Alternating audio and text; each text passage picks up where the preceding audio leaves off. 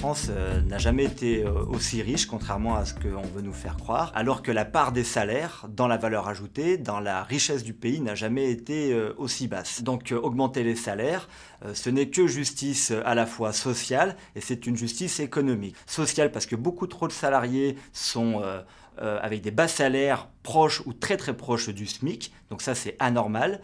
Et la deuxième raison, elle est économique. On sait pertinemment qu'en France, l'augmentation des salaires sert essentiellement à la consommation des ménages. Les salariés, quand ils ont plus de salaire, eh ben, ils consomment plus et donc ça développe la croissance. Ça permettrait également de pouvoir financer de manière conséquente et durablement l'ensemble de la protection sociale en France, donc la retraite, l'assurance maladie, le chômage, etc. C'est une justice donc d'augmenter l'ensemble des salaires, c'est ce que porte la CGT, les augmenter durablement et dès maintenant et de manière conséquente.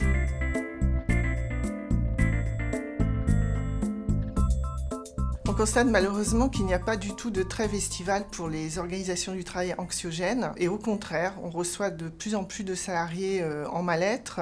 Il ne se passe pas un jour sans qu'on nous signale un collègue, un salarié en grande difficulté, qu'on ne reçoive la visite dans les locaux syndicaux de salariés à bout de nerfs, en pleurs, au bout du rouleau, frustrés et en plus culpabilisés puisque les organisations du travail harcelantes leur font porter la responsabilité de ce qui leur arrive. À nous, militants syndicaux, de faire notre travail toute l'année, à savoir de créer les conditions pour restaurer le pouvoir d'agir de ses collègues et surtout parler avec eux de leur travail et de ce que c'est que pour eux un travail de qualité.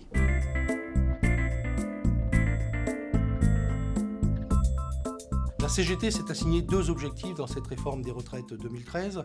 D'abord d'assurer l'équilibre financier sur le court, moyen et long terme de nos régimes, et ensuite d'assurer un niveau de pension qui puisse vivre dignement une fois arrivé à la retraite.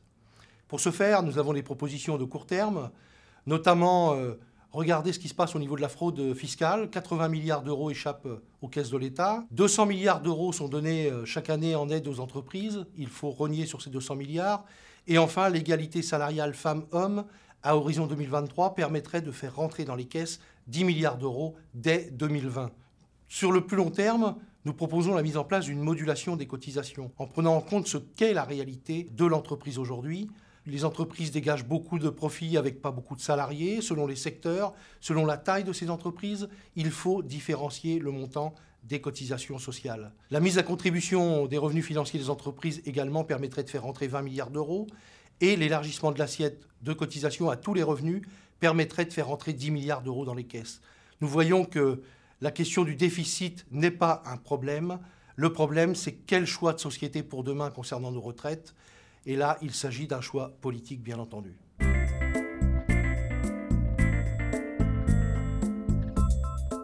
Chaque jour, la France enregistre 1000 chômeurs supplémentaires. C'est aujourd'hui 5 millions de chômeurs qui sont enregistrés en France, un record, dont 40% de jeunes. Il y a priorité à agir pour l'emploi, pour répondre à l'urgence sociale, bien sûr, mais aussi parce que c'est le meilleur moyen de financer notre système de protection sociale et nos retraites. Pour cela, la CGT, avec la Confédération européenne des syndicats, appelle les gouvernements européens et le gouvernement français à changer de cap et à rompre avec les politiques d'austérité.